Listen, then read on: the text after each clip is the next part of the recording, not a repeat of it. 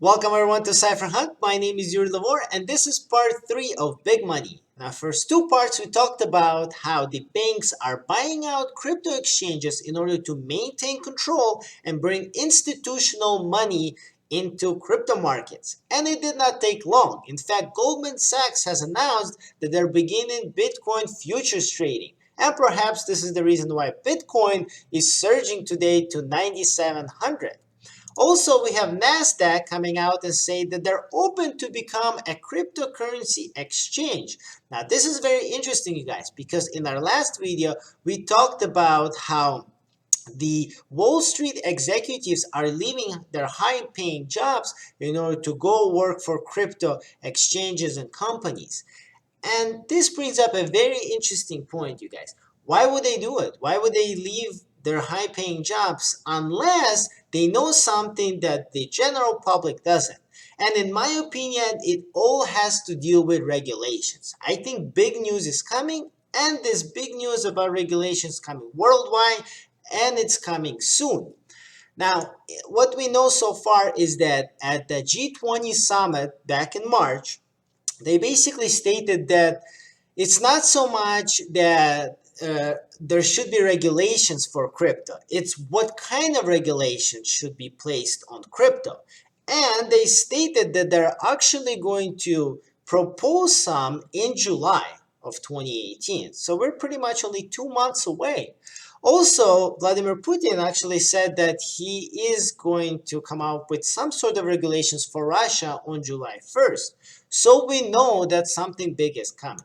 Now, in US, we know that the CFTC officials want to close cooperation with the SEC on crypto rules.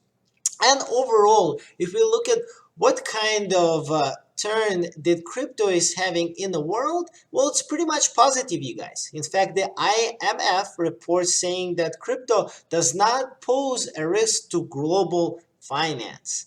And if we look at overall on what countries are currently accepting crypto and the countries that are kind of banning and hostile on crypto, well, overall, you guys, essentially you have to be positive. The reason why is this: you cannot ban crypto from your country. You can only ban your country from your crypto.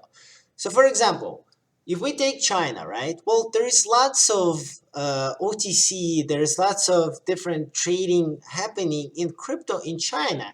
Just because they ban the exchange doesn't mean the money does not go in and out of the country, right? In fact, that they're actually turning and saying that it needs to have some sort of regulation because they can't really stop it. And they are positive on their blockchain growth.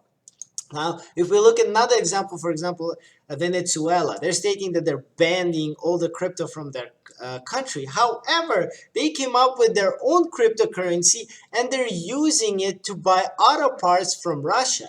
And they're striking a deal with India that's basically also negative on crypto. But if they two partner up, they're actually, India is going to save 30% on their oil purchases, which is huge, you guys. And in Middle East as well. So basically, Muslims declared Bitcoin as halal. So very, very positive news overall. And this kind of brings me to the point where, it's kind of a game of coins. If you compare it to the Game of Thrones, their characters change from being bad and good pretty much in one episode. And this could potentially happen overall in the world, that a company that is currently banning crypto but wants to be in crypto space just with the regulations could totally become crypto positive by just signing one new law in their country. So what does it all mean, you guys? We know that it's going to happen in July. We know that the regulations are coming. Now, so what if they're coming, right? Well, even though it's positive for crypto, and perhaps this is when all the old coins go up and Bitcoin go up, we make some sort of money. In the end, you guys, it's still very, very centralized. It's not decentralized. And here is my point. Now, this is not financial advice. This is my opinion only. Please do your own research, you guys, as always. Now, what you should do is subscribe to the channel, hit the like button, and leave a comment below, always, right? Now, if we were to buy some sort of crypto right now, and even if we don't keep it on the exchange. Let's say you keep it in your wallet. But in order to sell it, a lot of times you have to go back to the exchange. So what we know is that exchanges are pretty much going to be controlled by the banks, and the banks would have to rely on the regulations. So the country is essentially going to control what the bank does, what kind of rules they will sell, what kind of regulations they possess, and the exchange will have to follow as well. So in the end, it's still very, very centralized. However, I do think there is a solution, and I will tell you all about it in part 4. Thank you all for watching. Have a good one. Bye.